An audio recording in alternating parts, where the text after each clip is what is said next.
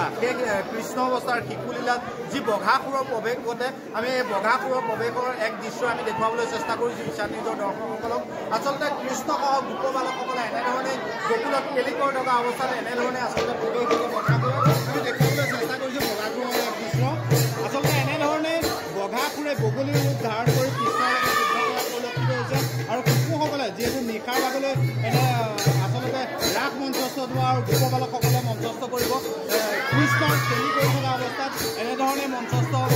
আচলতে বঘাসুৰে বগলীৰ ৰূপ ধাৰণ কৰি কৃষ্ণৰ এই পৰিৱেশ আমি দেখুৱাবলৈ চেষ্টা কৰিছোঁ। আচলতে কি ধৰণে বঘাসুৰৰ লগত যুদ্ধ হৈছে আৰু কি ধৰণে আচলতে বগলী আচলতে বঘাসুৰ বগলী ৰূপী বঘাসুৰ এনেধৰণে প্ৰৱেশ ঘটিব আৰু এনেধৰণে শিশুসকলৰ লগত আচলতে যুদ্ধ কৰিব কৃষ্ণৰ লগত যুদ্ধ কৰিব আমি দেখুৱাইছোঁ। সমগ্ৰ পৰিৱেশ দেখুৱাবলৈ চেষ্টা কৰিছোঁ ঈশান নিউজৰ দৰ্শকসকলক।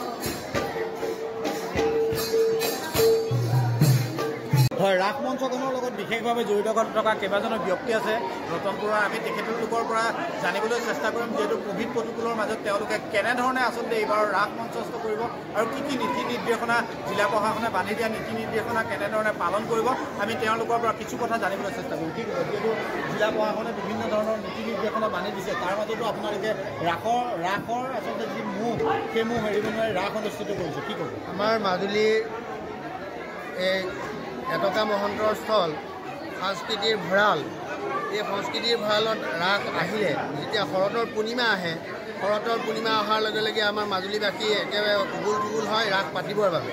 তাৰ মাজতে চৰকাৰৰ যি প্ৰট'কল জাৰি কৰিছে সেই প্ৰট'কল সম্পূৰ্ণৰূপে মানি লৈ আমি আমাৰ ৰাস পূৰ্ণ পৰ্যায়ৰ ৰাস এতিয়া আমি শিশুলীলাৰ পৰা আৰম্ভ কৰি মানে কংসালয়ৰ পৰা আৰম্ভ কৰি শিশুলীলা পৰ্যন্ত মহাৰাসলৈকে আমি পাতিবৰ কাৰণে আগবাঢ়িছোঁ আৰু চৰকাৰৰ যি নীতি নিয়ম সেই নীতি নিয়ম সম্পূৰ্ণৰূপে আমি মানি লৈ আমাৰ যোৱাকালি আমাৰ যি চৰকাৰৰ নিৰ্দেশ আছিল সেই নিৰ্দেশমতে আমাৰ সম্পূৰ্ণৰূপে আমাৰ মানে কোভিড টেষ্ট কৰা হৈ গৈছে সকলো ভাৱৰীয়া। ৰাসৰ মাদকতাই সুকীয়া আচলতে ৰাসক লৈ যিহেতু সকলো ব্যস্ত মাজুলীবাসী সম্পূৰ্ণভাৱে ব্যস্ত। আমি আৰু এজন বিশেষ ব্যক্তি আছে আমি তেখেতৰ পৰা কিছু কথা জানিবলৈ চেষ্টা কৰিম ৰাসৰ সম্পৰ্কত তেখেতে কি মন্তব্য কৰিব।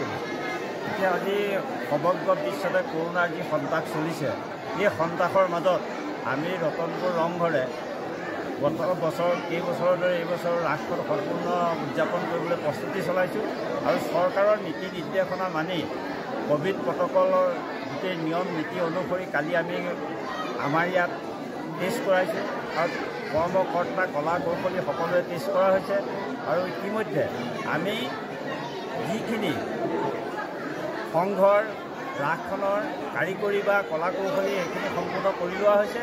কৰি লৈ অহা কালি সন্ধ্যাৰ পৰা আমি সম্পূৰ্ণ ৰাসলীলাখন মঞ্চস্থ কৰিম। তাত সকলো ৰাইজৰ সহায় সহযোগ আমি কামনা কৰিলোঁ আৰু চৰকাৰৰ নীতি নিৰ্দেশনাক আমি অগ্ৰাধিকাৰ দি সমগ্ৰ অসমতে তথা বিশ্বত মাজুলীয়ে যে ৰাস যে এনেকুৱা কৰোণা সন্ত্ৰাসৰ মাজত পাতিব পাৰে সেইটো আমি সমগ্ৰ বিশ্বত দেখুৱাই দিবৰ কাৰণে প্ৰস্তুতি চলাইছোঁ আৰু আমাৰ যুৱচাম একত্ৰিত হৈ এই ৰাস মহোৎসৱ ভাগি পাতিবলৈ সিদ্ধান্ত গ্ৰহণ কৰি উলহ মালহেৰে ৰাস উৎসৱ মঞ্চস্থ কৰিবলৈ সাজু হৈছে। হয়, আচলতে আমি দেখুৱালোঁ এনেধৰণে আচলতে ব্যস্ততাময় পৰিৱেশ এনেধৰণে উন্মনা হৈ পৰিছে মাজুলীৰ প্ৰতিটো মঞ্চ প্ৰতিখন সত্ৰ। আচলতে এনেধৰণে 4 দিনৰ বাবে গকুল বৃন্দাবনলৈ পৰ্যবেক্ষিত হ'ব মাজুলী।